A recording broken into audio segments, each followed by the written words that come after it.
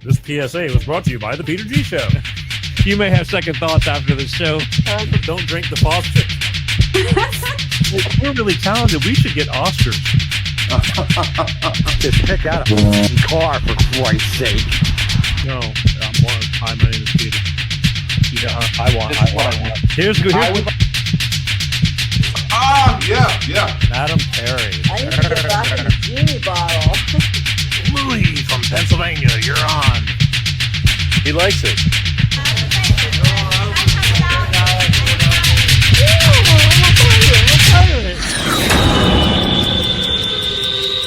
It's showtime.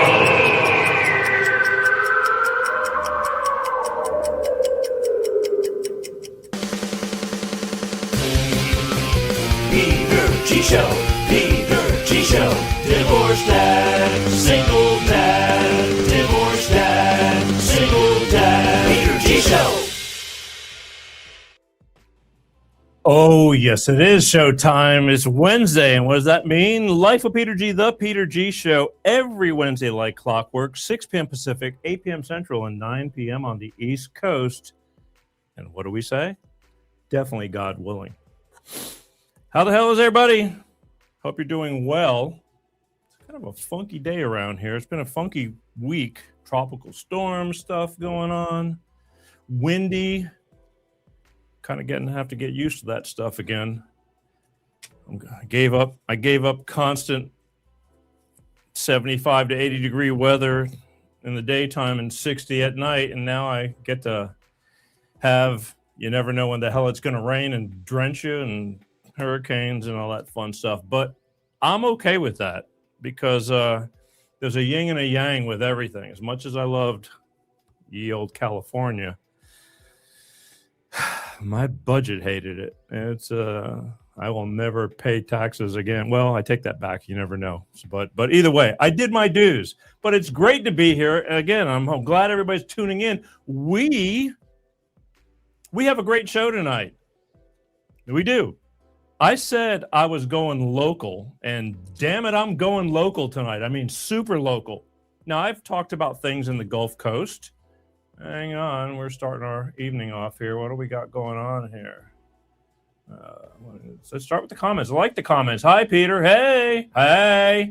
That's it. I like that. Is this live? Yes.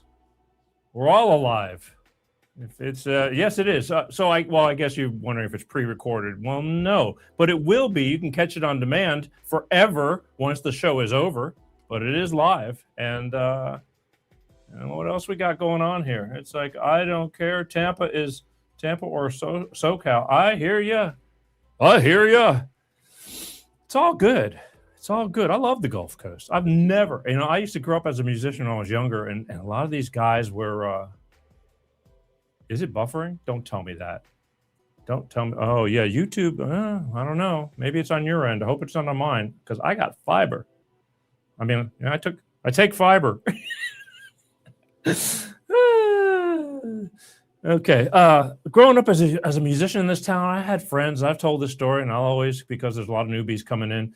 When I was growing up, they're going, "Oh, I hate this town. This town sucks." They were going to Hollywood. They were going to make it, and then I don't know, a week later, or not a week later, a month later, 2 months later, I hear, "Hey, so and so's back," and I go, "Really?" And they go, "Yeah." I go, "What happened?" And they go, "I don't know." It's like, so don't ever cut down where you live, because I've learned through traveling. Everybody thinks where they live most of the time that it's, no big deal because you're used to it. What is going on here? Yeah, I've never gotten, yes, this is live. Coming at you. Wednesday, live. It is live. Right now it's live. And I've never had so many people ask if it's live. Is this somebody pulling my finger? Never heard that. But I'm glad you're paying attention. But it is live. And again, you can catch it on demand, and it'll go on to audio podcasts in the future. But I love doing the live shows just so you can do that. I get people that say, you're wonderful, Peter, and I get people that call me a fucking idiot. But you just learn to do the best you can. You can't please everybody. And the same thing with where you live. There's good things and bad things about where you live. You make the best of it. But I do love the Gulf Coast. I love the beach. What day was this recorded? All right, now you're breaking stones. This is being recorded right now.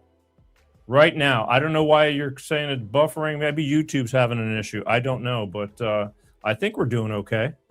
Sometimes things are out of my control, but out of hand. But the video is lagging. Sorry, I don't know. There's been a lot of bad weather. It's repeating badly. Try signing off and signing on again. It's everybody from YouTube's complaining. I've never had anybody from YouTube telling me this. It's a first. Try again. Thank you. Try again. I didn't think I was going to have much going on, but all these YouTubers now. I'm glad you're let me know if it gets better. I hope it does. And if it doesn't, I encourage you to check out the show after it's over. Maybe, there's been a lot of bad weather. It's tropical storm. And that's another encounter that I'm, waiting to encounter when the power goes out right in the middle, which I've had catastrophes. I'm a professional. I'll rise above it. It does piss me off, though, because when I have something to do and good things to say, I want to get to them. Like this. Tonight, I said I'm going local. I'm going local. You know me. I swore I was never going to dabble in politics or this and that, but these things just happened a few years ago. But I don't know if this is politics. I guess this kind of is, but I'm going to talk about the Pensacola and commissioners, county commissioners, people that make decisions on what your road should look like, who gets to build apartment complexes next to your house, who drainage systems, you name it. We're going to get all into that. Well, there's a newbie that's going up for election right here in Escambia County, and there's a guy that's going up against somebody who's been the county commissioner, District 2, that's the west side of Pensacola, for quite some years now. I've been hearing this guy's name for quite a while, but I've been hearing good and bad, and all of a sudden, I don't know, maybe it was just God's will. But I started seeing this guy on Facebook, really pitching hard. And I started listening to him and looking at him. His name is Genn Dorsey. He's a business owner. He doesn't need to get involved in this kind of stuff, but he is. So it must be pretty damn important. Okay. I don't believe in God. Well, all right, go believe in your whatever you want to believe in, or don't believe in anything. But I'm just throwing it out there. You might want to. One day, you might be glad you did. But if not, no harm, no foul. All right? There you go. Oh, God, Jesus, man. Oh, how about Jesus? So the thing is that he started really pushing hard on Facebook, and I'd see him. He was crossing my feeds a lot because I spend a lot of time on there. And I started paying attention, and I got a hold of him. I said, you know what? I want you to come on the show because I know what it's like to be the underdog. Because from what I gather, the gentleman who's the county commissioner now, who's going up for a re-election, Mike Kohler, he's been doing it for a long time. And again, I don't know the man. I'll gladly give him his day in court if he wants, but I don't know the guy. But, I've heard good and bad. And I know how it works everywhere. And for Genn, he said to get off his butt and say, I got a good life, but I'm going to throw myself out in the arena and want to do this. I said, I'm going to give you your day here, and we're going to find out why he wants to put himself through hell and become the county commissioner of District 2 in Escambia County, Pensacola, Florida. And that's my first time digging deep into the area. But I swore, and I told you I was when we first started in February, that I was going to focus every once in a while on the Gulf Coast. Why?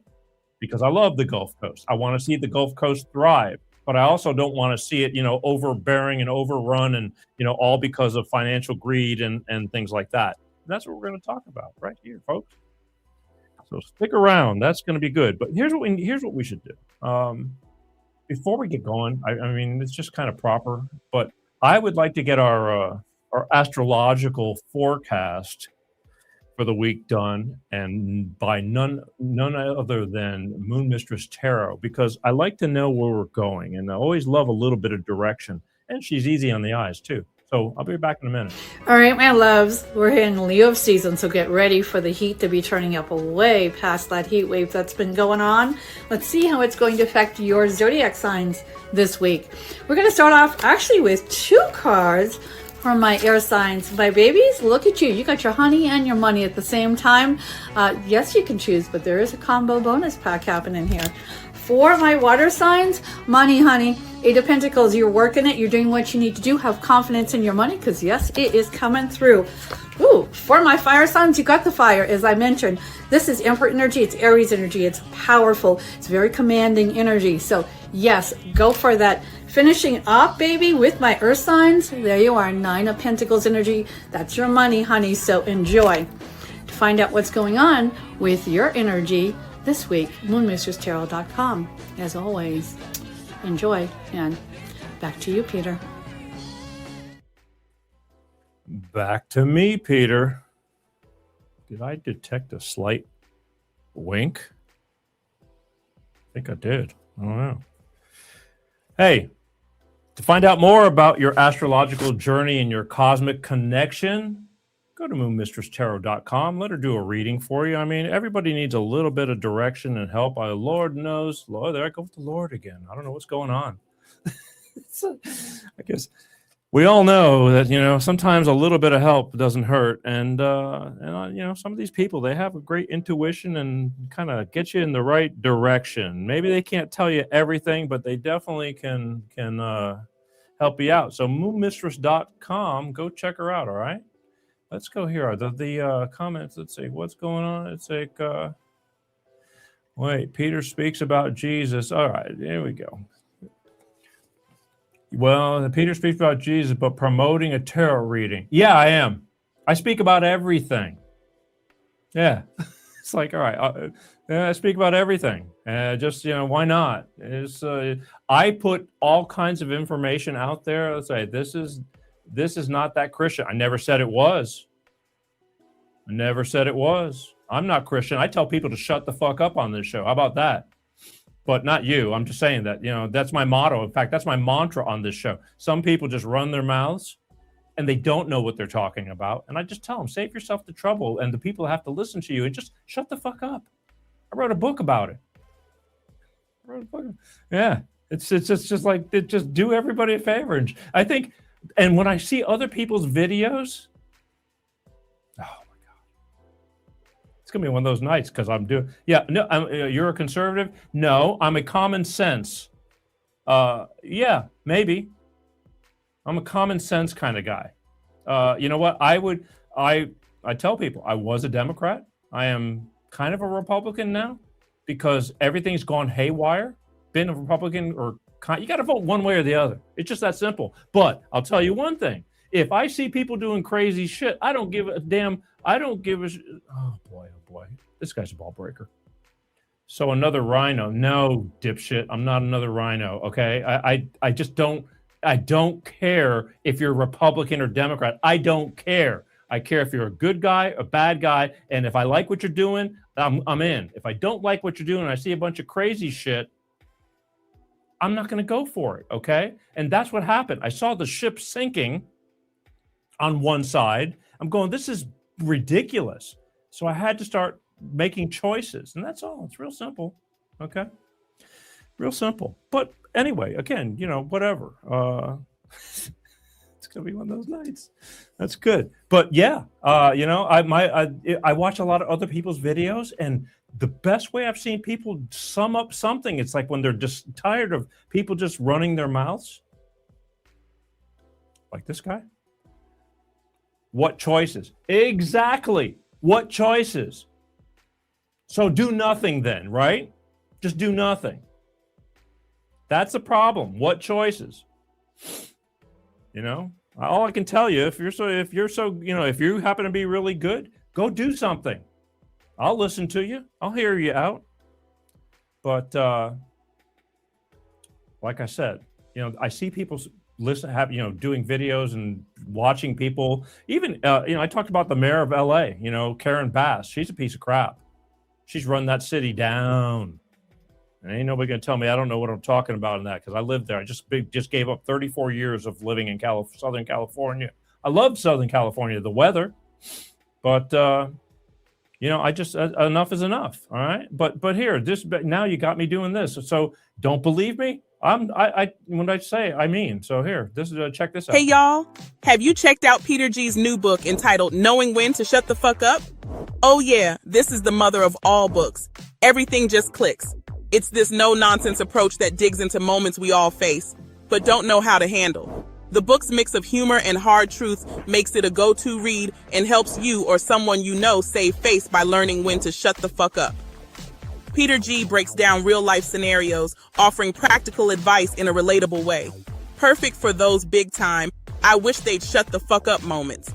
Peter G's book, Knowing When to Shut the Fuck Up, doesn't hold back, and for good reason. Now that's what I'm talking about. That's what I'm talking about. Thank you, Big Shirley. Anyway, I digress. This guy is, you're on fire, the Pensacola guy, 411. This AI stop. It's a fucking joke, dude. Shut the fuck up. There you go. All right. So before we get to Glenn, I got one more thing I got to do, because I love my friends over at Clean Star Products with their money-saving fuel additive DX1 driver. And then we're going to get to Glenn Dorsey, who is running for County Commissioner, District 2, which is the west side of Pensacola, Florida. And then we'll hear what he's got to say. I got a lot of questions for him. So, okay, I'll be right back. Let us help you with the high price of fuel. Hello, I'm Ty Thompson at CleanStarProducts.com. We can optimize your engine, saving you money and gas. Here's how. Our program works the same with gasoline and diesel engines. Whether you're using a car pack or SUV pack, the instructions are the same. Add 1 bottle to your engine oil, and each time you change your oil, add 1 bottle to the fuel tank each and every fuel fill-up. It's that easy. You get 10% fuel economy on average, lower emissions, and increased horsepower. DX1 sells for $2 an ounce, so for just a few dollars a fuel tank, you can optimize your engine, saving you money and gas. Come on, give it a try. It's the finest green-grade oil in the world from a California environmental company. You're going to feel it when you drive. Order online today. We'll get it out right away. CleanStarProducts.com/shop. That's right. Clean Star Products with their money-saving fuel additive DX1 driver. I got 2 words to tell you. It works. I use it myself. I would have never been talking about it unless I knew for sure. And it does. It's a little bitty bottle right here. Pour it into, it takes care of your average 4-door sedan. You pour 1 into a clean oil change. It will last the entire oil change, which on your average American car is about 5,000 miles. If you drive a Mercedes or a Bentley or something, 10, 12,000 miles. Piece of cake. And then when you go to fill up your tank, you take one of these little bitty bottles and pour it into your tank. Now, if you drive a bigger engine, I drive a V8, it's a little bit bigger of a bottle, because bigger engine, bigger gas tank just makes sense, right?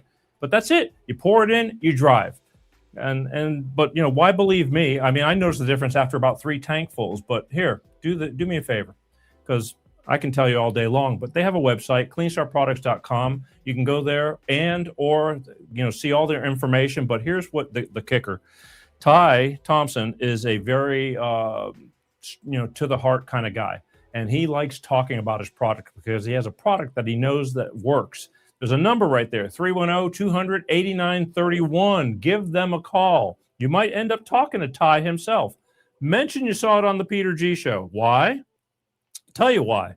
Because should they answer all your questions, and should you decide to order, if you mention you saw it on the Peter G Show, they will send you 5 bottles for the price of 4.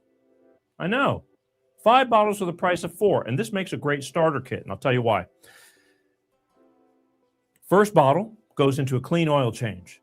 That leaves you with 4 bottles left for 4 full tanks of gas. I'm telling you, if you do it every tank of gas consecutively, you're going to notice the difference, probably within the 3rd tank, depending on your car. But it's really great for older cars, high mileage cars, things like that, and newer cars to help them run longer, because repairs are expensive. This stuff gives the engine more lubricity. The tolerances are tighter on newer cars because they try to get more gas mileage, but they wear out a lot quicker. Nothing lasts. Show me an old new car. It's an oxymoron. You know what I'm saying? And I don't like, you can take it to a mechanic shop and they don't fix, they replace. And it's thousands of dollars. I'm sick of it. I don't like it. So I take care of my vehicles. I run them out. I love seeing how far they go. I think cars are not an investment. They're a tool. And I'm over it, I've come full circle on spending all my money on vehicles. So I take care of my vehicles. It's a cheap, good food, good body. It's that simple. That's the way to sum it up. But give them a call. Check out their website, whatever. He'll answer your questions and tell them you saw it on the Peter G Show and get the deal. It's, lubricity, cleans out those injectors. It just makes everything work better. And who doesn't want their car to run as best as it could? Better gas mileage. Now, gas is, not as expensive here in the Gulf Coast as opposed to $6 a gallon gas in Southern California. But either way, a buck is a buck. Okay? There we go. Now, let me just check over here because let's say buffering badly. You know what? Whatever's buffering, I don't see it buffering because I have monitors on YouTube. And so I don't know. Maybe you're just having a bad connection. You have a V12. Well, there you go. You're gonna want that. The bigger the engine. I mean, I love naturally aspirated motors. I don't like the turbochargers. And there's more shit to break. I'm old school, straight to the source. What do we got here? I have a V12, cute. Little guy has a V8. Look at this. Okay, I don't know what little guy you're talking about, but yeah, I'm sure lots of people have V8s. It's all good. I must have stirred the pot tonight, but it's all good. I wish I had the phones open. I didn't. I was just telling Glenn before we started the show that I wish I would have thought about it. I would have had open phone lines tonight and people could call in and ask questions. But that'll end up being a 3-hour show when I have phones. So without further ado, he's right here in the Gulf Coast, here in Pensacola, Florida, running for Escambia County Commissioner, District 2, which is the west side of Florida, right here, live, getting a chance to stake his claim as to why he's going through all this hell and, what for and what he's going to do about it should you elect him. Ladies and gentlemen, from Pensacola, Florida, Mr. Glenn Dorsey.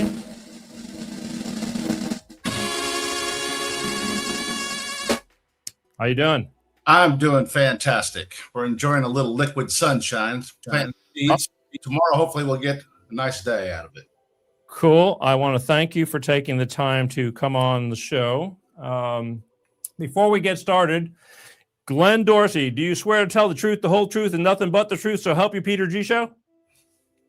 So help me. Cool. All right.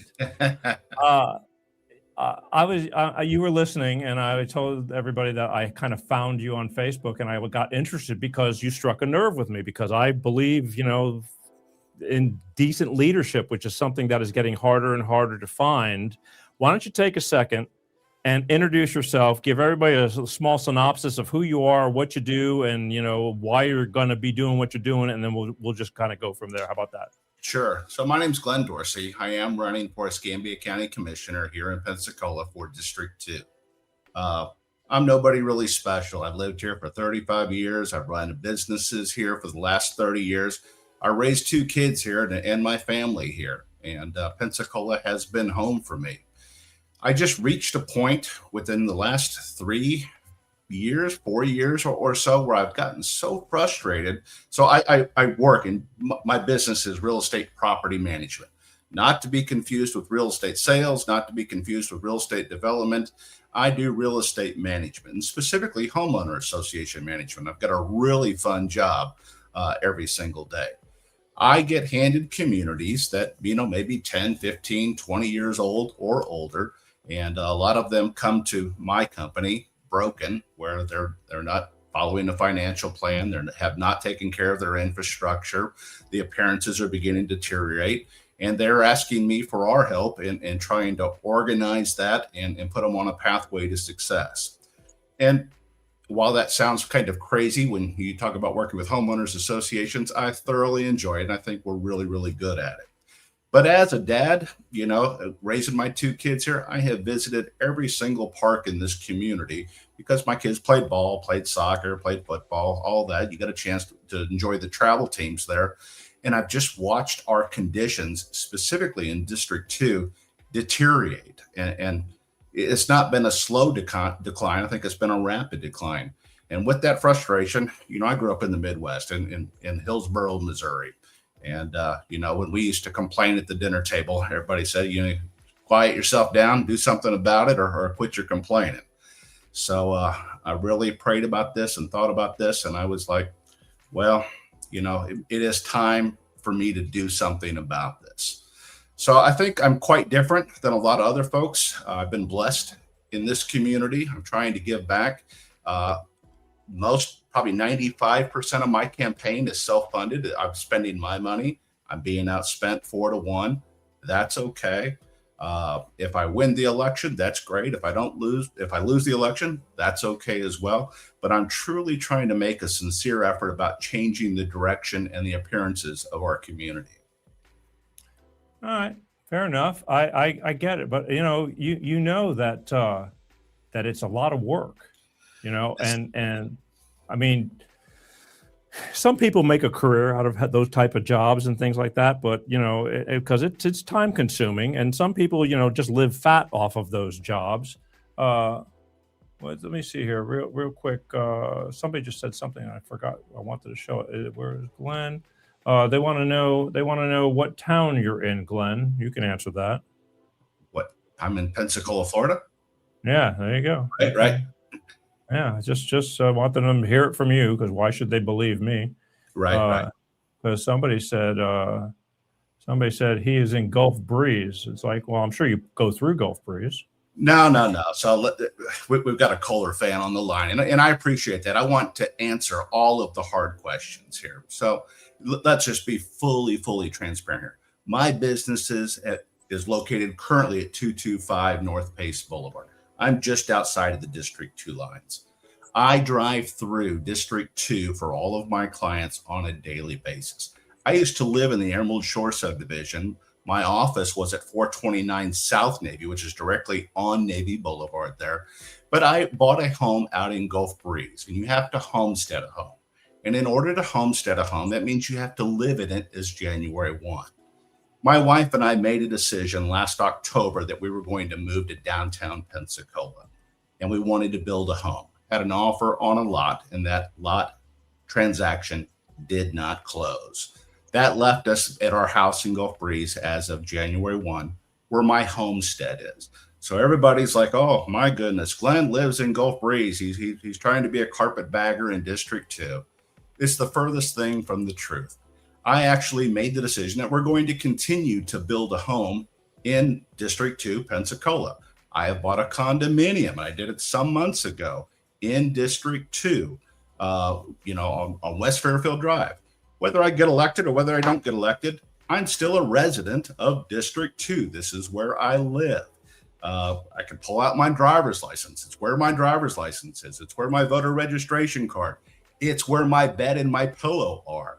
So I'm happy to take the accusations from my opponent and my opponent's fans that says I'm not, a native of District 2. I'm not a native of District 2. I've been here for 35 years, raised my family 30 years here, and I currently live in District 2. I am a resident of District 2.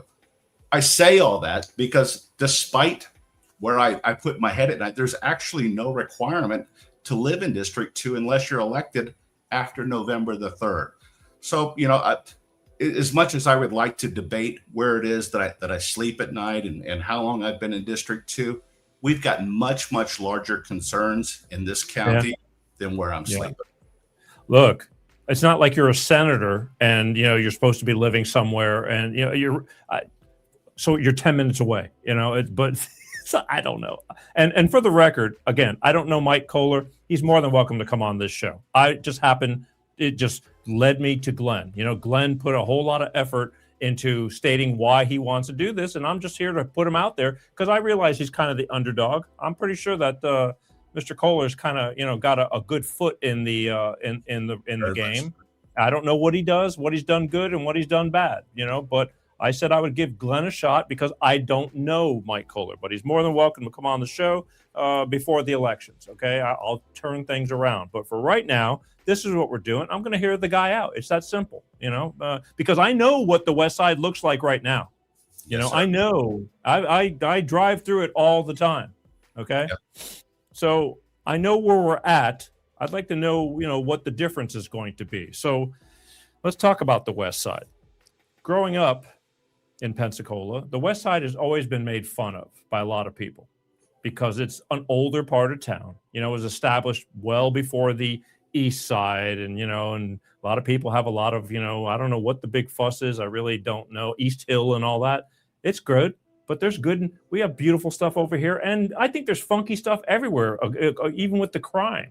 So, people make fun of the place, but what do you think some of the biggest problems, like just in general with the West Side, what would you say like is the biggest issue, like homeless or the roads or drainage, or what do you think?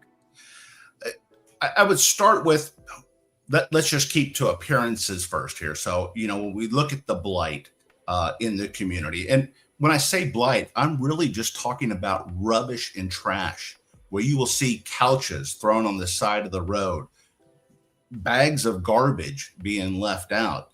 There was a mobile home that caught fire some months ago, probably a year ago, actually, on Gulf Beach Highway. It sat there just completely destroyed for months and months and months. Thank goodness it's a campaign season, because it actually resulted in getting that cleaned up. But, I don't want to wait 4 years for a new campaign in order to get something done for 2 or 3 months in this county and then go right back to the same conditions.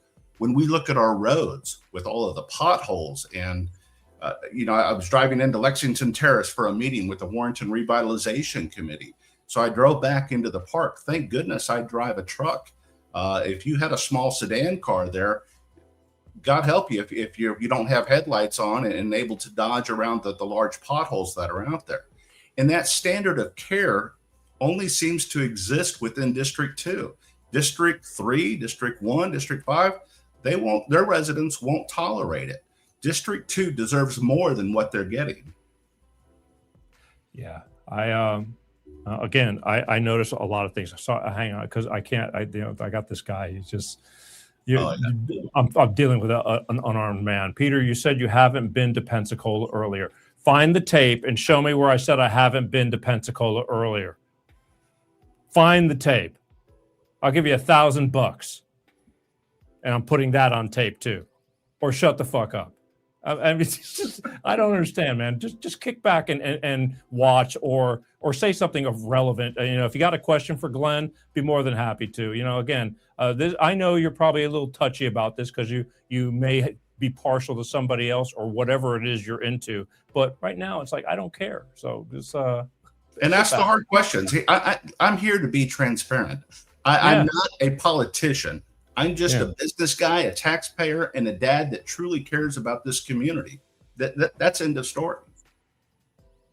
Yeah, let me see what we got here again, because I'm glad people are writing, but some stuff is just foolish nonsense, and that's fine. I don't have to show it, but I do. It's like I just want. It's like what? Come on, how old are you? It's like what experience do you have with the crisis management and community continuity planning? Guess I don't understand the crisis management. Are you talking about in times of a hurricane or community continuity management? Are we talking about the concurrency management plan where real estate developers are supposed to be concurrent with our infrastructure and ability to support that? I wish I could understand. I don't understand either. Maybe he'll give you the answer because there's about an 8-second delay. The Pensacola guy is... It's just funny. The Pensacola guy is right. What's he right about? Okay. Hang on. Let's see. He said yes, and yes. Whatever you answered. Okay, Glenn. So I'm going to take that. That's not good. Well, I don't know. I'm guessing we're talking about hurricanes here. So I've been through most of them. Ivan, Opal, Aaron, Katrina, all down the line, our most recent one in 2020 here. So, and it has just absolutely damaged my own real estate. It's damaged our clients' real estate there. And I've been the guy to have to put all that back together, literally starting from day one. So, my business is I manage high-rise associations like out on Emerald Isle, out on Pensacola Beach, or Emerald Dolphin. Both of those are the 17-story high-rises that are out there. I manage mid-rise communities, and then I manage vast homeowner associations like Stonebrook and Moores and Milestone and a bunch of the other ones there. During a hurricane, there is not a community that is not damaged as a part of that. So just like everybody else in this town and every business owner, you start with assessing all of the damages, prioritizing those, working with your insurance company to get them on board, mitigating the damages, and then, assigning resources out accordingly. But for the benefit of, I want to get into some concurrency, which is, the development plan to make sure that when we build a new real estate or a new subdivision, that we have infrastructure in place, roadways, schools, fire, utility resources, all that kind of stuff there. But the role of a commissioner, I don't know if everybody thoroughly understands what that is for Escambia County.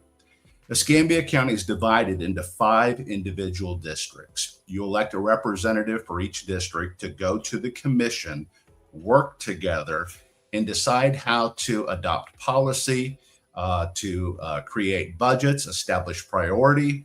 And then at that point, we manage a county administrator who's in charge of all the departments. And then we have a county attorney who gives us the advice in counsel. The only 2 people that the county commissioners can hold responsible and manage hire fire, if you will, is the county administrator and the county attorney. So a lot of folks going, what are you going to do with the building permit office? Well, what a county commissioner can do is they can establish policy. They can adjust budgets. And that is really where our focus needs to be. All too often, I've gone to these county commission meetings, and they stream them online for anybody out in the general public. And I certainly encourage you to just take a visit down there and attend one of these county commissioner meetings there. The stuff I hear coming out of there is not addressing the community concerns. Instead, I've had my opponent, during my last 4 years, I did over 6,000 code enforcement citations there. Well, no commissioner is writing a citation. That number is inclusive of all the county districts. They're District 5. You shouldn't take credit of that for a specific district, because code enforcement, we don't have a District 2 code enforcement and a District 1 code enforcement and a District 3 code enforcement. We have an Escambia County code enforcement division. So if you want, we can talk about the concurrency plan. We can talk about real estate development, because as I've gone door to door and spoke with a ton of folks there, the same thing I hear over and over and over again is stop the overbuilding. The roads are in already poor condition. Traffic continues to get worse. Drainage and flooding has become a problem in my community. And then at that point, we've even had some residents start complaining about the utility services for their community. So whenever a new subdivision is to be built, one of the first things is that land, that parcel of land, zoned for the intended use. So if you plan on putting 4 homes per acre or 6 homes per acre, or if you plan on going vertical with it, whatever the case may be, then what the county building permit office and planning and zoning should be looking at is do we have utilities to allow for a new 50 household community to be built? What are going to be the roadway impacts for that? Got 50 homes, you probably got at least 110, 115 cars. Figure 2 cars per household, and then you've got deliveries, and then you've got from the postal persons to the other delivery companies to the utility authorities, so on and so on that. And then, what effect is that going to have on the schools? And, one of the things right now that's before the county commission that you'll see over the next 1 to 2 meetings and at the school district is they're talking about a substantial rate increase in the millage rate when already you got to understand every year real estate values come up. So there's automatically a built tax or a revenue increase by virtue of the property appraised value. But when you raise the millage rate, then you get a 2-for-1 increase in revenue. And because the school enrollment has fallen so much in Escambia County, they're looking to have to increase that millage rate above what the normal real estate values would increase. Hang on a second. Okay, so Sure. let me just go because I'm just, again, there's a few of these guys that are. I don't know if you can see comments or not, but you can or can't. I can. Yes. Yeah. Okay. So I want to go out again. You're here for the hard questions and things like that. But but it's like this guy says Glenn seeks power. What kind of power do you get out of being a county commissioner exactly, Glenn? I'm curious. I don't think it's how freaking powerful is that. So I see power can be good and power can be bad here. So here's what decisions will come forth as a county commissioner. And it's one of the concerns that I have currently with my opponent. And that is that you appoint people to different boards. And those boards then give recommendations to the county commissioners whether something should be approved or not approved. So in my district, my opponent received a lot of campaign donations from a real estate development company owner and has then appointed that person to the planning and zoning board. So if a new subdivision is going to be built, he'll make the recommendation to maybe change the zoning, maybe allow 6 homes per acre instead of 4 homes per acre or whatever the case may be. But all that then gets voted on by the county commissioners. So I see the one above that. It says, I manage these communities and want more influence. Yeah, you've got that one right there. I do not manage brand new communities. That's another management company. Usually they've already been developed for 2, 3, 4 years. And a lot of my subdivisions are far older than that. Coral Creek happens to be one of my clients there. Coral Creek is not in District 2. It has been carved out of District 2. But it certainly gives you an idea in terms of I'm running up and down Gulf Beach Highway on a regular basis. I can see to where, everybody has an agenda. Everybody in every aspect. I mean, your business has an agenda. I mean, to do right. certain things.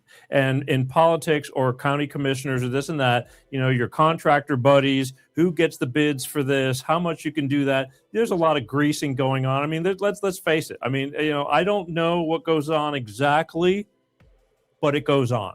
It's just the way it is. And that's everywhere, not just Pensacola, but it's to my whole point is that I don't care how it goes on, but do we have something to brag about at the end of the day? Like, okay, you got things going to your benefit and your friends are happy that are builders and this and that, but do we have something to show for at the end of the day? And will we have something to show for should you come in? I mean, assessing what's going on currently, and I don't know how long has he been in commissioner in the 4 years. Second. Only 4? It seems like no more now. Yeah. Okay. I thought he was a consecutive. I thought I heard his name years ago. No, you get to campaign for a while. Well, okay. But so everybody's got something, and everybody's got some friends, and people will approach you and want to have favors and buddy up to you, and how you deal with it is the difference. So, I mean, that's why I said, what makes you that you're going to make a difference and get things done and make it better, or instead of just kind of, just reaping the benefits of it. How about that? Yep. I clearly understand that. So that starts with policy, Peter, and it is time for us to review the policies of the ordinances in the county. What can be built, what cannot be built. That's part of the land development code. An ordinance might be you can't have any more than a 6-foot fence, or you got to keep your grass under 8 inches if it comes down to like a code enforcement action there.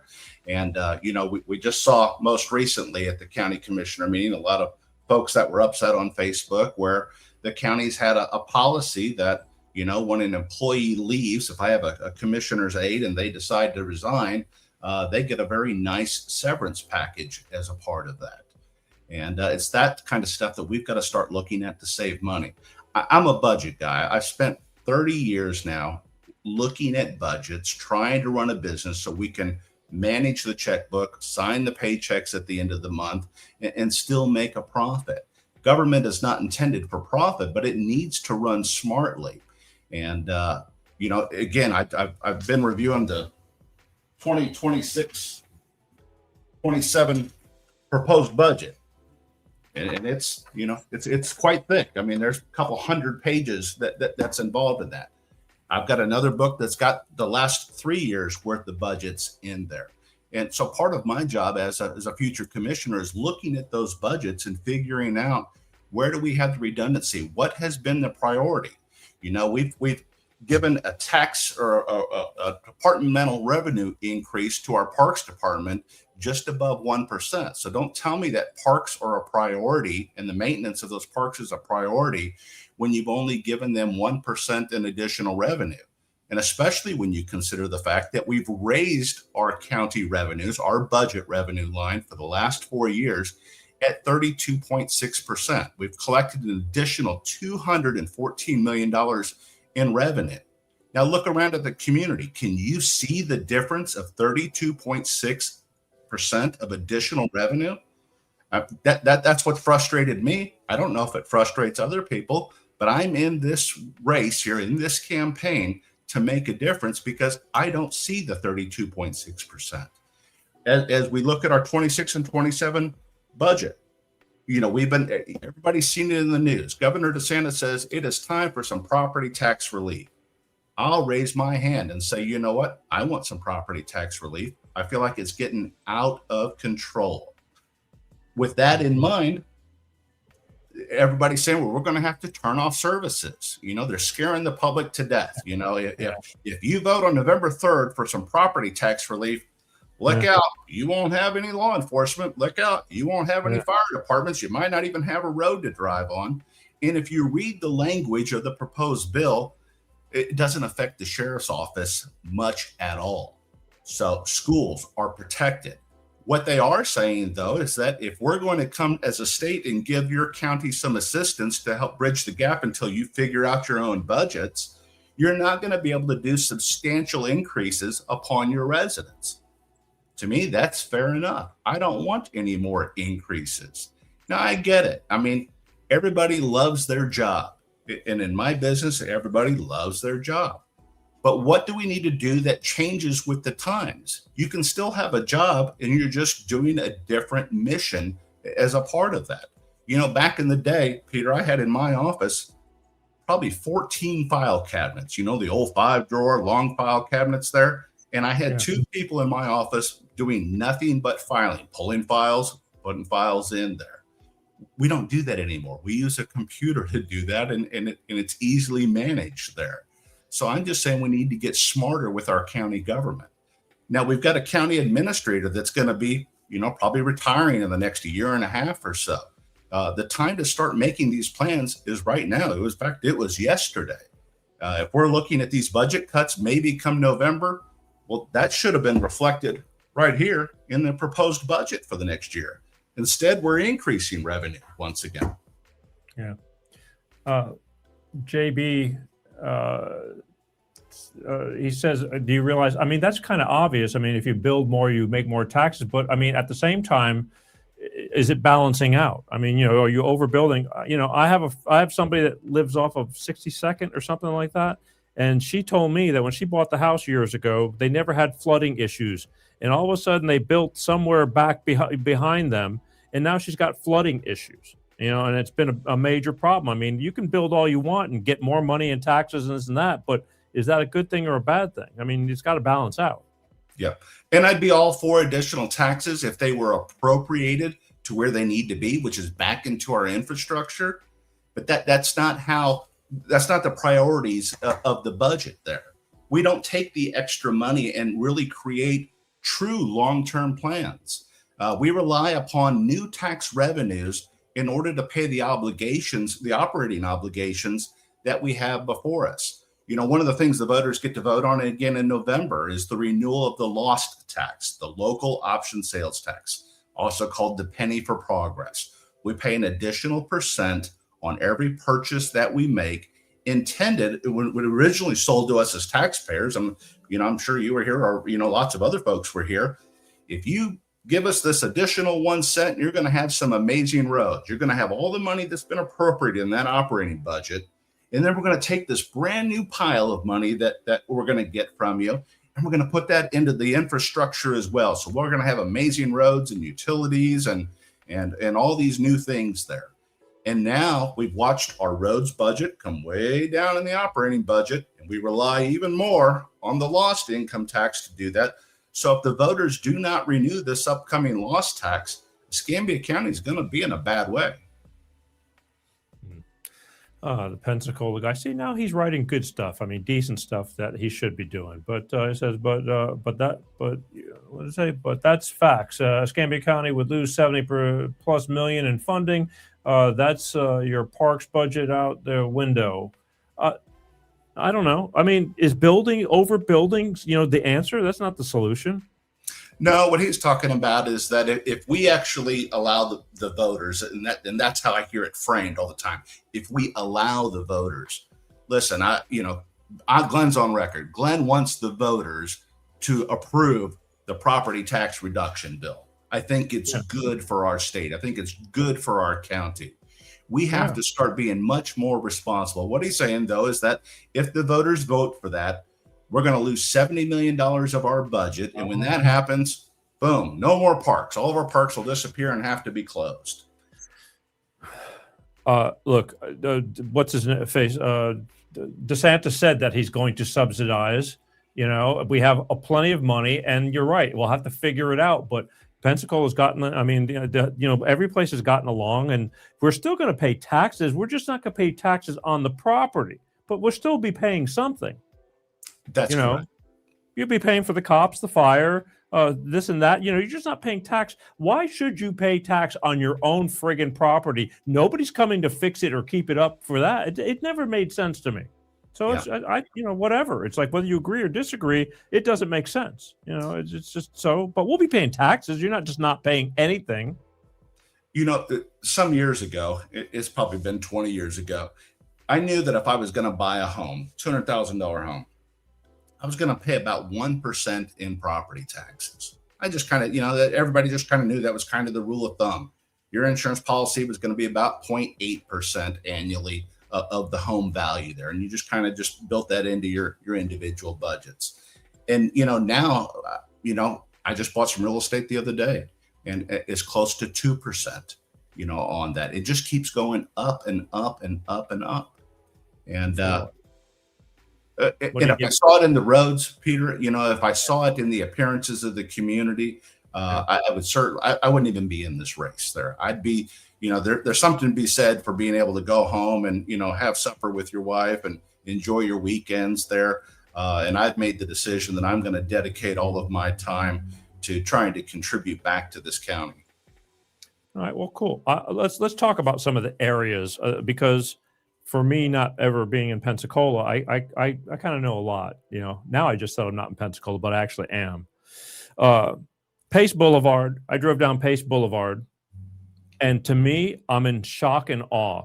It's one abandoned building, if not another rundown building. It's like just completely turned into, Philadelphia or the inner city of Philadelphia. It's pretty friggin' ugly what it's turned into. Yep. That's just one. The Circle by the Whataburger, Mobile Highway and where Lillian Highway all meet. Homeless guys in the center of the damn aisle right there. I mean, it's just nothing's changed. You get to Fairfield and Mobile Highway, homeless people begging for money on every corner, or drug addicts, whatever. I see a lot of young guys too. The accidents, the traffic is horrendous right there. Tons of accidents on Fairfield and Mobile Highway. Yes. I don't know how it's so much. Even the Warrington Post Office, great people that work there, but that place is kind of dumpy. The grass is like weeds growing out of the curbs. The everything's dungy in there if you were to walk in there, and that's a federal building. And I mean, good people that work there, but nobody's keeping it up. They're just going to work and doing their jobs. But at nighttime, God forbid you go in there at night, it's friggin' dark as hell. And we're right across the street from what they call it now? It used to be called Marino Courts. There's a cop car that sits there 24/7 because it's such a great area. You know what I mean? So take that image in your head there. Any one of those businesses that's in abandoned condition. Yeah. Now take that same business and put it on 9th Avenue. How long do you think that business would be allowed to be in that appearance condition? Yeah. Not very long. I mean, it's definitely a difference, and thus why people make fun of the West Side. That's now correct. I agree. There's these fucking people. Glenn Dorsey wipes back to. That's actually funny. It is funny. I'm laughing. Yeah, it's like it's like oh boy, you made it funny. But it's a travesty. I mean, it really is, because it's just, I know, to me, when I see the news in Pensacola compared to California, this is tons. Like I get out on my phone every day who got arrested in Escambia County. I follow some page, and it's a bunch of photos of people, and it's either old white guy Wednesday or or crackhead. It's a lot of crackhead crime, like just bullshit crime that goes on. Yes. I mean, yes, there was a shooting, that was not very good. But the thing is, it's just stupid. But that's what goes on around here. It's all this bullshit crime. Whereas in other places, they do a lot of white collar stuff. Like, they're figuring out how to scam Medi-Cal and, and all kinds of stuff like that. And that's what it feels like. The West Side, just full of bullshit crime people riding around on bicycles, doing stupid stuff. And thus for the, and it's looking run down. I mean, how long would it take and how would you just you can't just snap your fingers after all these years of erosion. It's always been like this. I mean, I can't think of when it was pretty. No, but it has declined quickly in the last 4 years. And maybe you want to go back 10 years, but I'm just telling you that certainly in the last 4 years, I've seen the decline, and it's moved from, the 2nd and 3rd streets back now to even more front and center. I had somebody tell me, they go, don't walk on Navy Boulevard at night. I mean, that has changed a lot, I mean, not that you have to walk on Navy Boulevard, but it's like, it's that different at night. So there's one of the challenges right there. I mean, again, I had a real estate office on 429 South Navy there back when the front gate of NAS Pensacola was open. And there was a multitude of commercial businesses along Navy Boulevard. When they closed the front gate of NAS Pensacola, you just took away all the commercial opportunities. You just made that a residential neighborhood. It's still zoned as a commercial neighborhood. A lot of those businesses have closed. And, we're hearing complaints that there's blight on the left and blight on the right there. So we're going to have to do something to revitalize that. And I know one of the plans that the Navy put forth there is to, reinvigorate the streetscape from Navy Boulevard, starting at Barrancas all the way to the front gate of NAS Pensacola. But that's not going to change the property conditions on the left or right. That is beautiful waterfront property down there. I mean, it is absolutely amazing. There's tremendous opportunity there. The NAS from Barrancas to NAS was on the list because, again, I've seen that place since 1977, and it was okay. And you would think leading to the base, it'd be a thriving metropolis because more than just 3 o'clock, civil service traffic and all that kind of stuff. But it's become more and more desolate and just like, the wind blowing, when the Navy Yard traffic is out, there's nothing going on around there. It's just dead other than a church, and even a gas station has a hard time surviving further down in between the base and Barrancas Avenue. There's nothing there. There's nothing there. Yeah. It's sad. You would think that because of the base, it would be thriving, because of all the people and families or whatever, but it's not. Yeah, well, again, it's all zoned commercial, so we really have to take a hard look at that. That is part of the CRA, the corridor to be revitalized there. So there is lots of tax incentives that are available in that area, but the county is going to have to step in and do something with that and make a real plan. That's where you're going to rely upon the other 4 commissioners for the total commission of 5 to really come up with a plan that's going to change those appearances, especially along Navy Boulevard. I mean, if that front gate is not going to open back up, that's not a commercial corridor anymore. We need to look at what can be done to impact the residential communities that are there. A lot of those businesses, they've been abandoned for so long and in such disrepair, it's probably just time for them to come down. The other buildings that are viable there, we want to encourage redevelopment on those. Yeah, I hear. Sorry, I just glanced up and I looked again and I saw that it was like Glenn Dorsey. That was clever. That was clever. It was funny. Yeah, it was funny. But again, facts are the facts. It's. I noticed they did some work on Gulf Beach Highway, right? Even the corner of Barrancas, like there used to be KFC, there used to be a gas station that now they just put a new Circle K in, but across the streets, there's nothing. It's just torn down crap. And they're doing a little bit of road work for a little bit further down, but you're right in the middle of crack alley. I mean, I don't, you go off into all those little streets, and I've been told it's pretty rough back there. I don't make a habit of, and so, I mean, how do you clean that stuff up? I mean, that's law enforcement combination of everything, but your main strips, I mean, it does look pretty run down. And besides, but the going further down and it's just woods and this and that, sporadic businesses. But you got there's a lot going on the west side. It's like, how the hell will you tackle that? How long is the term should you get elected? It's a 4-year term. Okay. That's it. Yeah. What do you think you can do in 4 years that's not been done now? My immediate priority is we have to look at this budget and we have to engage our county administrator to really talk to every single department there. And you ask everybody that's in those departments and the department heads to have a meeting. Same thing I do in my business. And that is just tell us how we can become more efficient. How can we save the taxpayers some money? All too often we've seen these politicians say we'd like to engage a study to do this and a study to do that. Man, we've got shelves and shelves full of studies that have never been enacted upon there. And I want to take a much more practical approach by asking these department heads to go to their individual staff members there and come up with the best ideas to make reductions and establish efficiency. I've gone into some governmental offices there and you've got 5 people staring at their phones and playing games on the computer. And then I've been to another division and I've, stood in line for an hour and a half trying to get service that's out there.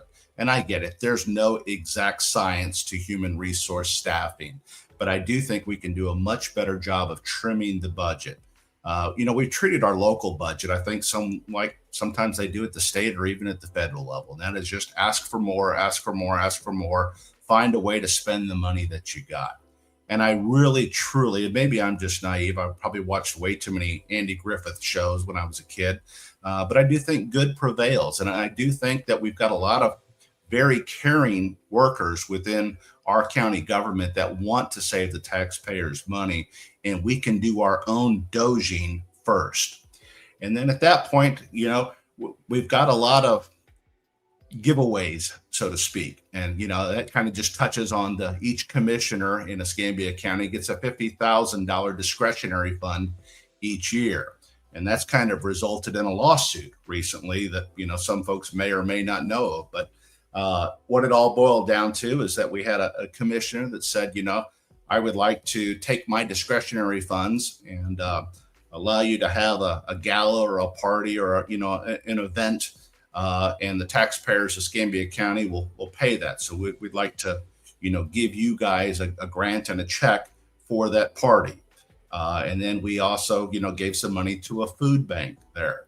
And what I've seen as I've reviewed all the expenses over the years is that it's a great campaign tool. You save up a little bit of that money, you start your campaigning, you got $50,000 of discretionary funds, and you go out meet as many people as you can and present them a check. So I am 100% opposed to discretionary spending. If we're going to use the word discretionary, you can decide whether you want to fix a pothole, you want to fix a park, you want to buy a new trash can, but it needs to have a public purpose and not the public purpose of underwriting a certain incumbent commissioner or gathering favor when it comes to campaign season or donation season. Look, you were talking about the people that are working in these agencies, and everybody gets complacent. It's back when I used to be in house bands. When you're there too long, you get too comfortable, and you don't. It's not like that. I used to. That's why I love live entertainment. I mean, when you're in a different place all the time, you're kind of on your toes, and you get comfortable because everything just kind of slides in. But it's not about. To me, it's not even about saving the taxpayer money. It's about what are you doing with the taxpayer money, because you can give from California. We give and give and give, and they keep needing more, like you said, more and more and more, but there's no solution, like nothing. I don't see any difference. So that's the thing. It's like, okay, we give you this money, but are you actually going to have something to show for? Say, go look at the West Side. We're doing this piece and we're doing here and we're going to do this and that. That's what I'm, do you think you can manage with what you got to work with? I do. It's going to require, everybody's always talking about cuts there in sacrifice. There are going to be people that have relied upon the gift of the taxpayers in our county that may be foregoing those future gifts there until we get our infrastructure to where it needs to be. A lot of times what happens in county government is that we apply for grants and we get gifts from either the state or the federal government. And then, so we get 10 new cars. And that was all thanks to Uncle Sam or our governor there. But those cars have to be maintained. Those cars have to be fueled. Those cars have to be replaced at some given time there. So we have to make sure that we're taking care of our infrastructure and have a plan for everything it is that we decide to do, and not immediately grab at the free stuff that's being handed to us. I know one of the touchier subjects here, so let's just talk about some of those.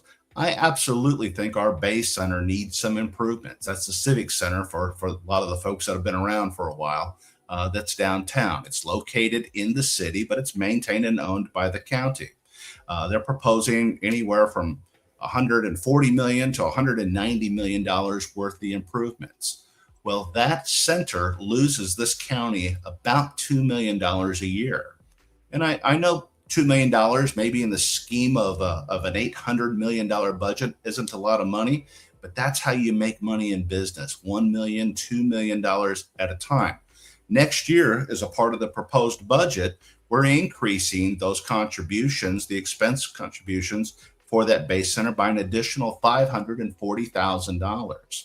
So if we're going to talk about redevelopment in those areas, I want to find a way that, just because we build it bigger and maybe build it better doesn't mean that it's going to generate money for the county to at least a break even. And it doesn't need to break even as long as all the taxpayers understand that. But with so many infrastructure problems in regards to the roads and drainage, I find a project like that to be very difficult without substantial planning. And I guess maybe it's just because I'm a business guy and I've been forced to plan, because if I don't plan, I plan to fail. And so I want to look at the budgets. I want to have a long-term plan. I want to fully understand them. And I want to make sure that all the departments through our county administrator understand those objectives that are before us. You were talking about the Bay Center. Yeah. I don't understand why there's hardly any shows at the Bay Center. I mean, why can't they bring national acts and promoters and stuff like they used to the Bay Center? I mean, at one point back in the 80s, that was a hot spot. Like I was around when Michael Jackson spent 3 months here getting their show together. Leonard, it became like the rehearsal capital of the United, instead of being in LA getting it together, they were coming down here. What has happened to where the shine, or like nobody wants to come here and do concerts? I don't get it. Yeah. And I've been to plenty of them over in Alabama at the wharf.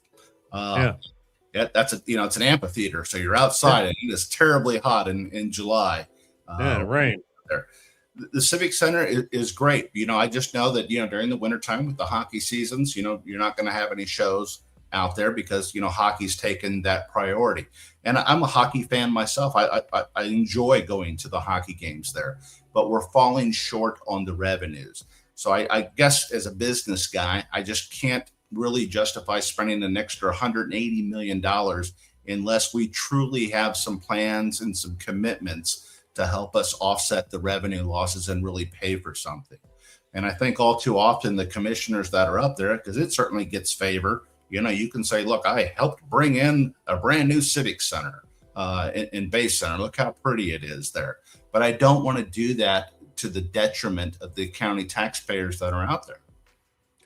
Let's talk about, since you were talking about, and then I want to get to this.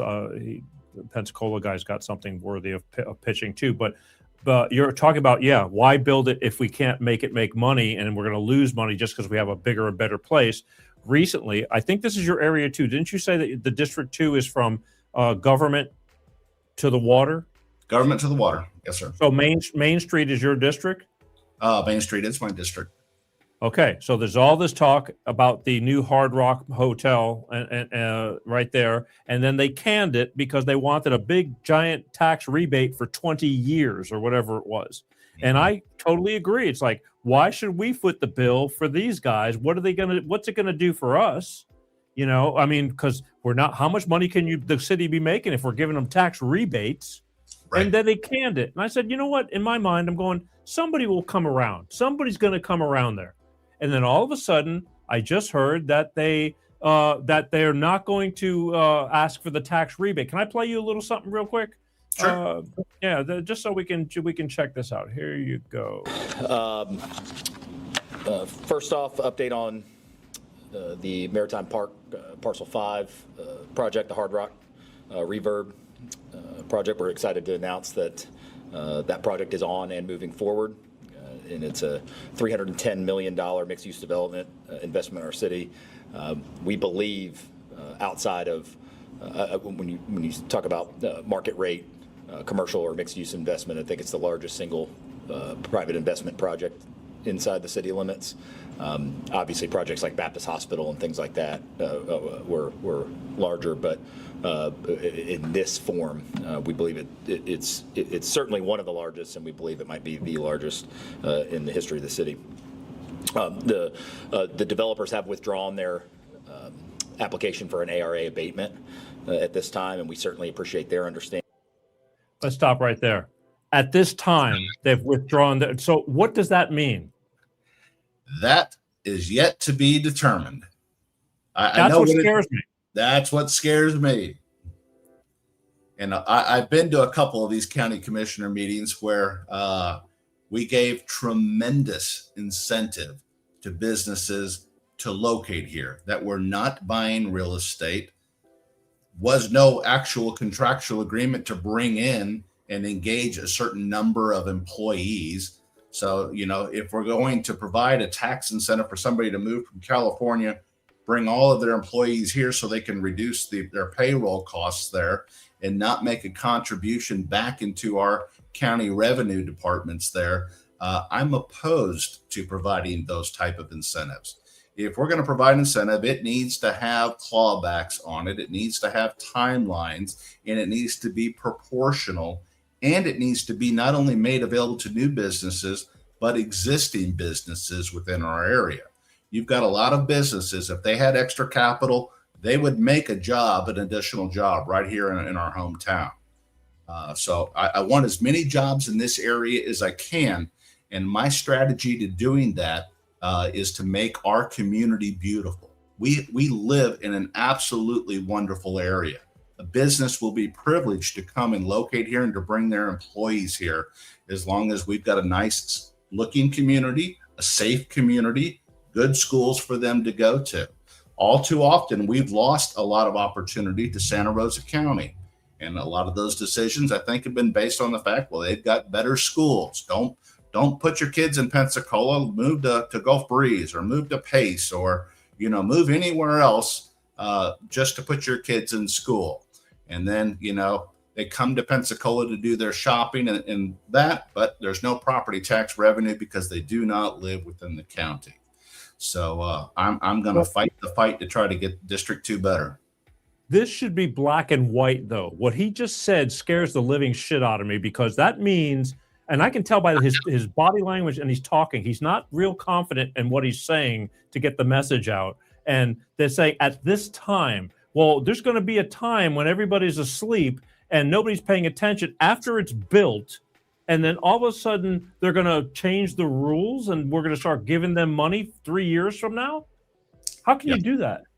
Yeah. That's not good. It's not good. It's not good. Here, let me finish playing this again now, and I won't get off that. In responding to changing circumstances, of course, the landscape of our community and landscape of our state right now, as it pertains to property taxes and how how we fund local government, and we're grateful for the value that they see in our community. $310 million project. It has significant complexity and significant risk, financial risk, and that's what makes projects like this so hard to have happen, and frankly, why it is relatively unprecedented here. Is these are hard to put together, hard to get financed, hard to get to execution. So I absolutely appreciate the risks that are associated with that, and we certainly look forward to the future of the project. Okay, it's a friggin' hotel. You know, and I know there's a lot of risk because we have a gazillion hotels as it is. It's a hotel and apartments. It's not even a casino. Right. So what do they bring into the table, really? I mean, I don't understand. There's no, if it was a casino, you might have me a little bit because that's going to be a revenue turner. But this, it's a hotel and condos and apartments. Whoop-de-friggin-do. So we had an apartment complex that received some incentives some time ago, and shortly after construction and lease up, the property was sold, and all those tax benefits transferred along with it. So the taxpayer better pay attention. And, again, those agreements need to be black and white in advance there. So if you're going to take the risk and you're asking the taxpayers of this county to join into your project there, then at that point, you need to fulfill those obligations. And if you cannot, then they need to be reimbursed and let us become a stakeholder. What role does the county commissioner, being that in that district, which would be, right now, Mr. Kohler, or would be in the future yourself or whatever, what role would you have in the say-so of what goes on and how it goes on? If any? You have a lot of say-so. If you want my vote asking for taxpayer money to be given to a development entity, and understand that giving taxpayer money is the same thing as not receiving it. You're foregoing that income there. There needs to be clawbacks. It needs to be an equal opportunity session. If I don't find it fair to give the Hard Rock Casino, I understand it's a very large project there. How many jobs is that going to bring to the area? And we can give an incentive, maybe $1,500 for every new hire that they pay, and that's based on their federal income tax reporting, and that way we can make sure that we have those jobs. And then we also need to use the metrics, were those jobs local? Because simply importing jobs or relocating jobs from another town into this town is not a benefit to our community that would, I guess, be worthy of a tax incentive. And then at that point, there's the clawback. So the only way you're going to get my vote or even my consideration on that is if there's some firm contractual agreements. I don't like just saying, I would like to be able to help you with that, and I support your idea, and just ask me what you need later, and then, me give you the nod there. That's happened far too much in this town. And I think a lot of folks are sick of that in terms of how real estate projects get advanced within this community. If you're in the campaign season there, you hold a little fundraiser, you go to their open houses, you get on board there, and they end up calling that the Good Old Boys Network if you're around here in the South. And I'm opposed to the Good Old Boys Network. Well, it seems like it's well underway now. They're going to be moving forward before, by November. Will it be too late to make any changes? I mean, they're going to be moving pretty quick. Yep. Yeah. I'd love to hear Mr. Kohler's take on that, because that's a big deal. It's a friggin' hotel. It's no big draw. It's the Hard Rock name at a hotel. They're going to make more money on selling apartments and condos. You know, I mean, there's no big, draw. Nobody's going to go shopping there or anything like that. And there's no casino. So it's like, that's I don't know. That's not that big of a, we got plenty of hotels. I mean, and more being built along Bayfront Parkway and all that. Well, and you said it correctly, condos or apartments there. Those outrageously priced. I'm sorry? Outrageously priced, I'm sure. You better believe it. So you want to pay me or give me some incentives to build something so I can sell it for a profit and then extend, any additional profits over to the guy I sell it to.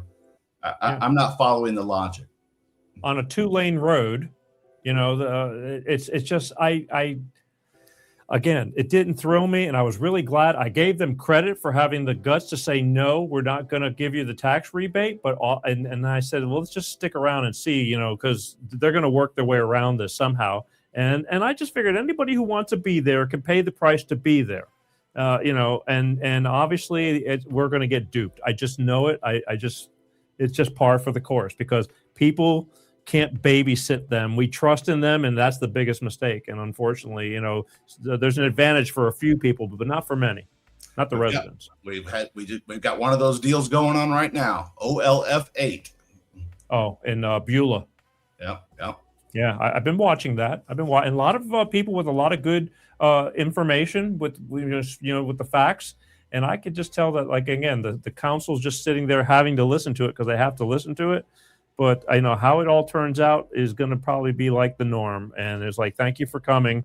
And then they all just go, denied, denied. Right. Or we don't care what the people are saying here that have gathered here tonight. Approved. Right. Okay. Here, I forgot. Sorry, Pensacola guy. I saw that earlier. I see Pensacola guys being a good guy now. I mean, he's asking the right question, not breaking my balls for nothing. I'm just here. We're all here for a reason. It's like, it's all good. And the jokes are free. I'm all in. But yeah, fight the data centers. Okay. That, we're all against the data centers. And I have a feeling that eventually they're going to sneak that shit in too. What do you think? I believe that's going to be forthcoming there. I think the public sentiment is very clear. As a resident of the community, I don't want a data center here. I've heard the opposing views. It's going to bring in high paying jobs. There's going to be a lot of jobs during the construction phase there. Yeah. We live in an area that we don't want to spoil what we have. We've got beautiful beaches. Our water could always use a little bit more improvement there, but we've got amazing water, and we don't need to jeopardize that in any form or fashion. I'm opposed to a data center. Yeah. Well, again, I think if you're flying in, you see lots of unused land miles out, tons of woods. If they take it out, 30 miles out, 40 miles out in the middle of nowhere where it's not bothering anybody. I mean, they're going to be somewhere one way, shape or form, Pensacola, we should take the pledge to stop using AI. That's impossible. That's like saying, stop using your cell phone. I mean, that ship is full speed ahead. I'm not telling you to use it to in a dangerous kind of way, but it's just kind of the way it is. Everything is what it is now. Yeah. And I don't know if you've ever driven through Texas, Peter, but I'll tell you, or Kansas, you got miles and miles and miles of fields. I mean, wide open. Yeah. No, I get it, but that's what I'm saying. It's you can stop using AI. Well, you stop using AI. I just use it for work purposes, but it's just basically Google to me, faster Google. I mean, but you want to talk about AI? You got everybody's bitching about the flock cameras, and it's all going to be about control and surveillance. But I don't see how you can avoid it. But I use it in a good way and not for evil, which is impossible too. Yeah. And flock's a big concern. I think that's becoming a much larger concern within our area. And I understand what law enforcement wants there, but I tell you, it at the end of the day, it is just 100% surveillance. And I saw an article the other day where, certain law enforcement agencies were misusing it there. And I think the bad outweighs the good. So, at this point, I'm just opposed to it. Look, I can see them, because when they're chasing people or something, it, keeps tracks. I mean, I've even in California still, I'm keeping track on things, and they've caught people who've stolen cars because it's come through and they'd hit the plate, in different cities and things like that.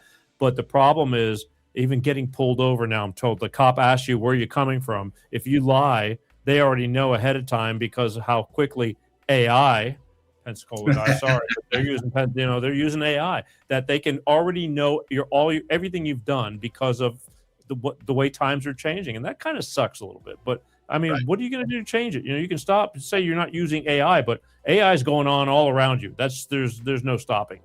Yeah. They just need to handle it better. Before it gets out of control and be more conservative as to not polluting the area. But it's going to be a tough one too. I mean, they're saying, okay, we're not going to do this. And I have a feeling that, they're going to get quieter and quieter and figure out ways. I don't know what the advantage is, why they have to be so close to the city. What's the big deal? I don't know. I don't know if it's for the fight. Anytime you put in fiber and utilities and all that, it's all about the run. Well, I mean, they only got to do it one time, but it's again, big topics all over the country with this whole AI thing and the waters and the energy it uses and things like that. And I get it. We have a beautiful place. Again, I can't say it enough. I love the Gulf Coast, Pensacola guy. I do. I grew up playing on every bar, closed down as a kid. I grew up, playing on the beach when there was only 3 clubs on the beach in the late 70s. And that was it. And now there's a plethora of, everything. But It is what it is. And this is where we live. And now you got to figure out growth is going to happen. Overgrowth is no good.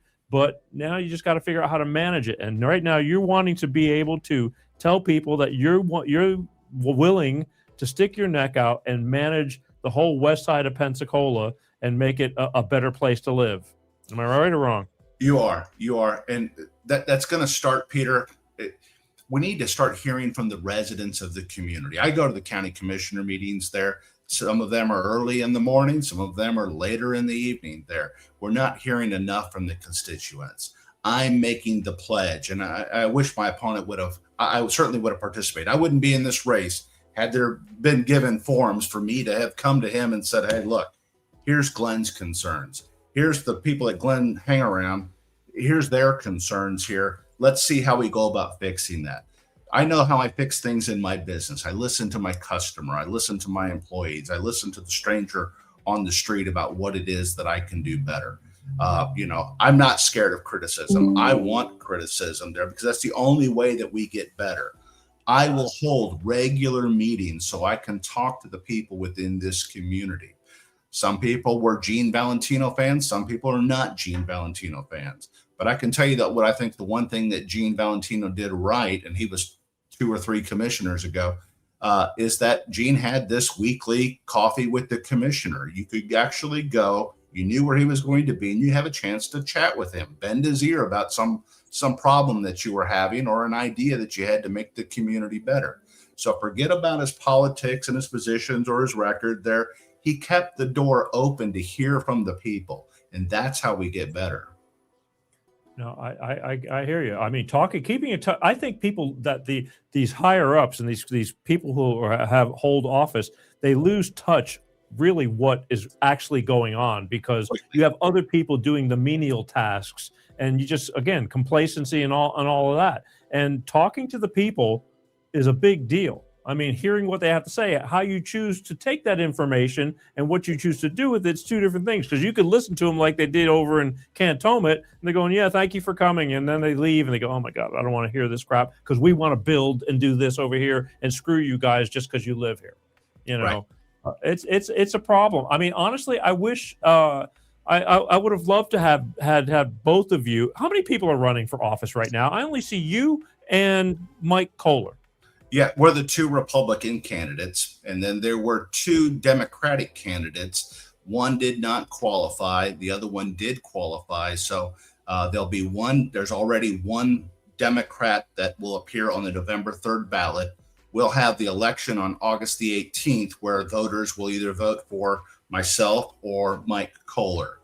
whoever succeeds on August the 18th will be the second name that appears on the November 3rd ballot. And that's just how it goes. You don't have to like it, but come November 3rd, you're going to have one choice of a Democrat, one choice of a Republican, and then you can write in Bugs Bunny if you want on a write-in name. Is that why I don't even know that there's a Democratic commissioner running, because he doesn't have to, because he's already got it in the bag, right? Already got it in the bag.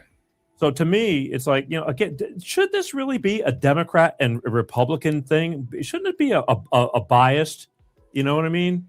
What's best for the city, period? Put all the names on there and choose the winner. Well, because I don't have you on this show, as was earlier, because of Republican or Democrat. I had you on the show because you were making claims that I was looking at and listening to. And I said, I want to hear you out. Yeah. That's all. That's all. And that's it. And I think all too often, and you catch it on Facebook, and, criticism is readily available there, but it's you're not Republican enough. You're not Democratic enough. You're not fiscally conservative enough. You're not liberal enough. We tend to attach these giant labels to people without ever talking to them, hearing their positions there. And one of the things, it's probably what you saw. One of the things that I committed myself to, and it's just how I've had to be my whole life, is I have to be transparent. I have to be accountable. If you've got an idea and your character values align with that, tell the people what that is. That way they know what it is that they're voting for. All too often people get elected, and suddenly, as soon as they win an election, they become smarter than everybody else and smarter than they ever were before, and know everything without listening and learning. Well, I can honestly, I can honestly tell you that should I have, having you on the show, should you get elected and not do what you're saying you're doing, I will personally hold you accountable, because that's what I do here, because somebody's got to. And that's why I had you. It's like, do what you say, and, we're cool. But if you're blowing smoke up people's asses and then and all of a sudden they go, oh, that Mike, that Glenn, and, he's just out, riding around, being all pretty and stuff, wiping front to back to front or whatever. Back to front, I think it was. Yeah, I don't know. Yeah. I think you should use that as your new slogan. It's like, I may wipe back to front, but I'm still going to be a better commissioner. That's right. Has nothing to do with being a commissioner. But what do I know about campaign slogans? But, so that's the thing. So, I mean, that's why it would have been cool. Again, I don't know Mike Kohler, but I've just, I see a lot of signs around, but that's because he's already kind of got his foot in the door. So when I saw you being, I'm going, why does this guy want to go and do this? Because to me, I'll get a quick example, because you're property management and all that. HOAs. I can't stand I had HOAs. The one thing I am not missing now is having to the people. Nobody wants to be a president on an HOA unless you're old and have no life and have nothing to do, and then you go walking your freaking dog every night, looking at everybody else's shit that doesn't concur with your agenda, and because it doesn't flow with you because you're old and got nothing to do, that's not wrong. And then you get a letter from the HOA saying, your so and so is not right. Yep, the role of an officer. I've seen folks get. I wouldn't even call it elected to the board of directors. Nobody else volunteered, so they said, "Look, I will do this, and I shall be president." And I've actually seen them go and buy themselves the gavel hammer and a name badge and a business card that says, "I'm now the president of an association." So that's why we've got to be careful to make sure that not only are we looking at the principles and values of someone and their policy statements there, but man, you really have to look at their character as well, because character means something. Yeah, but you might not catch it. If you're a good bullshitter, and and I hope that this show is okay for some of you people watching, because I just tell it like it is, but I swear, it's just, it makes the point. We're all adults here. There's a lot of people that are good schmoozers. Again, and I don't know the mayor that well, but I've heard a lot of things going both ways. And they go, he's a good guy, he's just a politician. And I'm going, that means that doesn't hold a whole lot of water to me. That's like saying Slick Willie. It's just like it's not in your favor.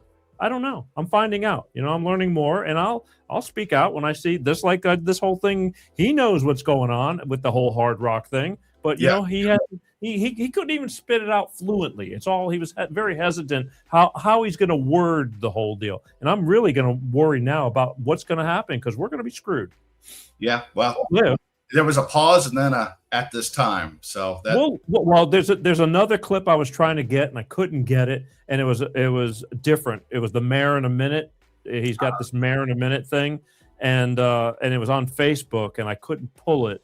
It wouldn't let me do it. And then I found the other one on YouTube. It was 2 different meetings, and the same thing. But he was smoother on the mayor in a minute saying at this time. And I'm going, that's a red flag right there at this time. But he had to say that because it's going to haunt him, if he didn't say it down the road. Because the one thing about like this video right now, this is going to live on forever.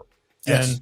And just like with the Pensacola guy, I think said I didn't know anything about Pensacola. That's go find that piece. I'll give you because one thing I do know is Pensacola. And I'm getting better at it again now. So anyway, all right. Let me just one more thing before a couple more minutes. Are you cool with time? I'm good. Okay, because I just I don't want to disappoint some of these people that are heckling. Where we at real quick?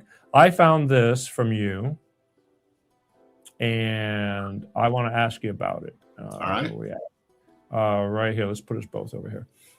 Okay, so this is one of your things that you average. I see because I'm a big follow the money guy.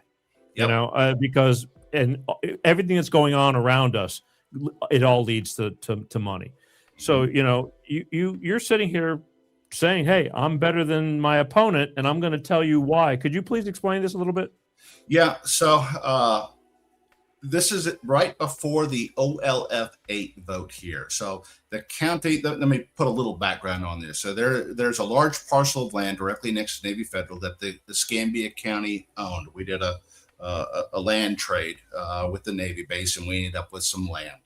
We sold them a portion of that, and then at that point there, we wanted to sell the remaining part of the land. And several developers were interested in acquiring this land over the last 3 and 4 years. Those folks couldn't strike a deal with the county. Somehow a deal was struck without going to a competitive bid process where we selected a real estate developer to buy this entire parcel of land. And the county put in certain requirements, not into the deed as a deed restriction, but more as a promise and land development code, which land development code can be changed at the stroke of a pen with the county commissioners. And we sold that land. After about 9-11 months, something like that there, he comes back to the county and says, no, I don't want to buy all of it. I want you to buy back some of this land. And understand that, in the real estate business, the most of the money is made not in commercial land, it's made in the residential communities. You can sell stuff fast. And if you get the right density where you can put 4, 5, 6, 7 homes per acre on there, if you pay $20,000 as an example for a lot and you can put 5 homes on it, then it's $4,000 for a lot. You still got to do your development costs and whatnot.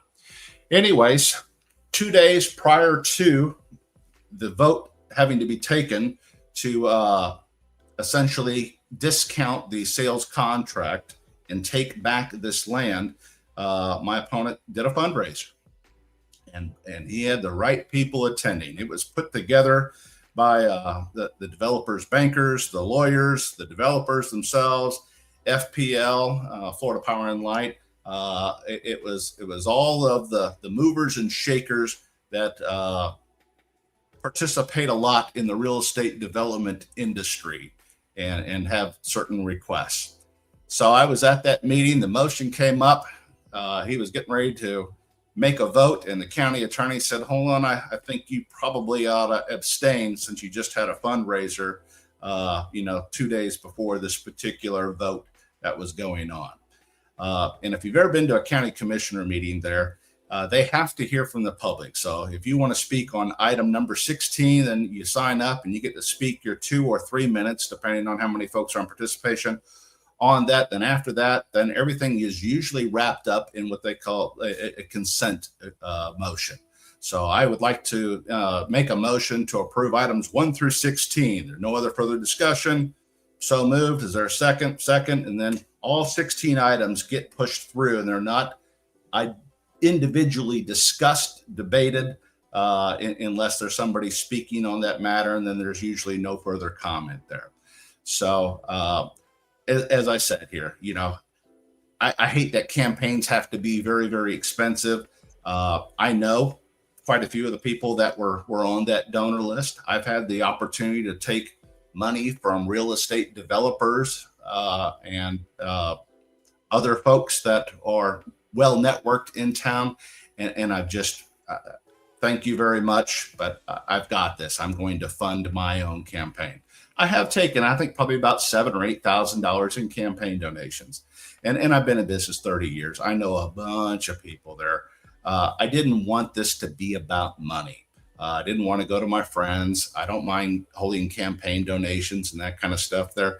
Most of the money that I've received, it was never even asked for. These folks just wrote me a check when they found out that I was running for office. So I'm pretty proud of that, because I watch these people run for a Congress job or a governor job there, and they raise $10 million for a job that pays $140,000. Yeah. And I know that, in business, especially if somebody gives you money, there's usually an expectation associated with that. And I just didn't want to be connected with it. So, probably to my own fault, I'm not a good politician, but I think I'll make a great commissioner. Just one question. What does he have to do with way out there? Yeah. It's just his vote that counts. It's just his vote. That's right. So if you're going to get anything done in this county, you got to have 3 votes. 1, 2, 3. Out of 5.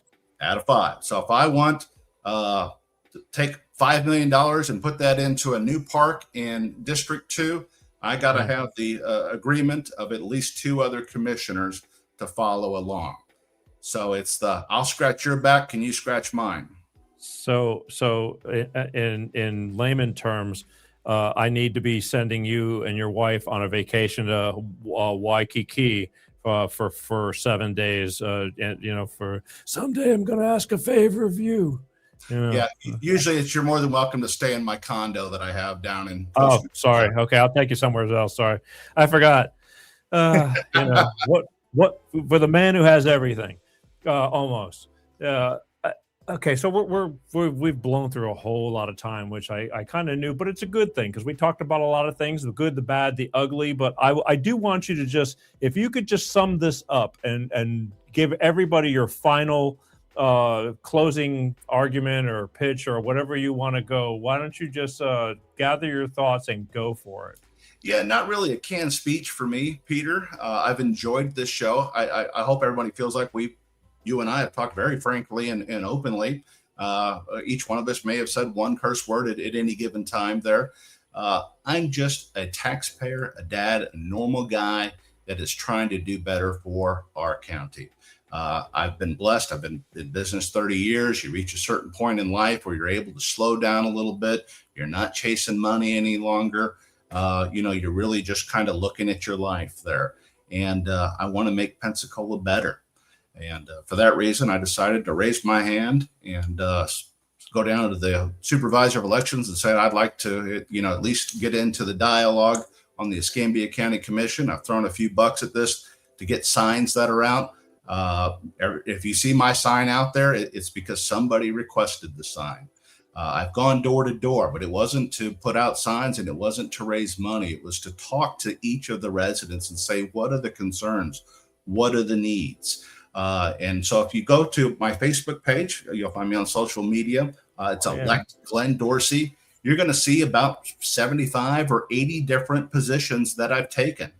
Go and I'll send you to my opponent's, Facebook page. It's Elect Kohler, I think, Kohler. Just look at, who's putting things in black and white that you can hold them accountable to. You can go to glenndorsey.com. That's my website. You can go to my opponent's website. Look at us there. Listen to not only, this interview, but get as much information as you can. I think it is time for a change of direction in Escambia County for District 2. Change can be a good thing. I know it can, be a little perplexing there, but, 4 years from now, I'm going to say the same thing. Change is good. I don't plan on doing this job any more than 4 years. I'm going to work myself to death over the next 4 years to accomplish as much as I can.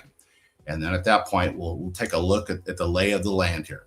I'm 56 years old. I don't want to do this forever. I like weekends and evenings and having a little bit of privacy. And, thanks to the Pensacola guy, 411, he's made me laugh, but, he's taken plenty of stabs at me. And I'm okay with that.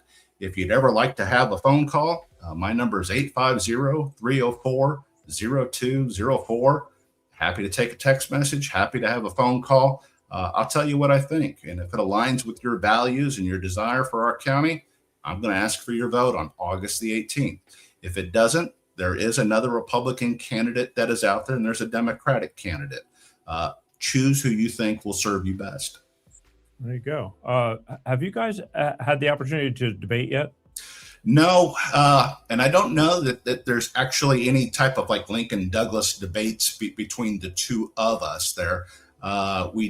Mike and I have visited 2 or 3 places together where they ask us questions and ask each one of us to answer.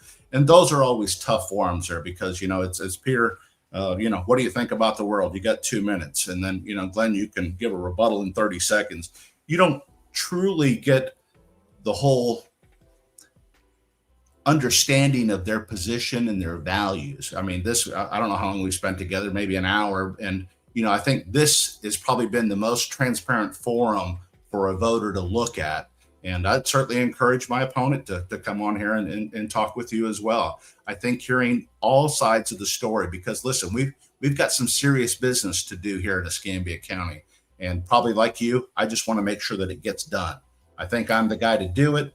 But listen, if the voters choose someone else, I, at the end of the day, just want to hold whoever's responsible for doing this, whether that's myself or someone else, accountable to getting something done and making this county better.